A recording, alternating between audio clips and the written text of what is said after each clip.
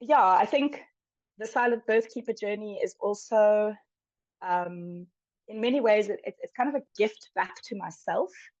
If I think about when I first started out, kind of officially um, stepping into my midwifery education and my birth attendant and doula education, there were some things that I wish had been available and present. And I think part of the holding and the container and the safe community was part of what was missing.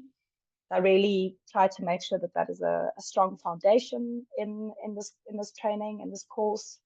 The other piece is really around the foundation of self-care. How do we take care of ourselves and each other while doing this work, which is a very deep calling for many of us. I think that's why we're all here. You know, the reason we step into the space is that there's this heart's calling and this heart's longing to be a guardian or a protector of birth, and it might be for different reasons. But yeah, but it can also be very, very tiring and challenging, and so to have a safe space where we can share about that, but where we can also have the tools to take care of ourselves so that this work can be sustainable. Because birth, Lana often uses this example. Birth is a little bit like a lover who, you fall passionately in love with, and who kind of like can take everything from you. And so it's also about how do you build a sustainable relationship with your work as a birth attendant and have balance in your life still while attending births.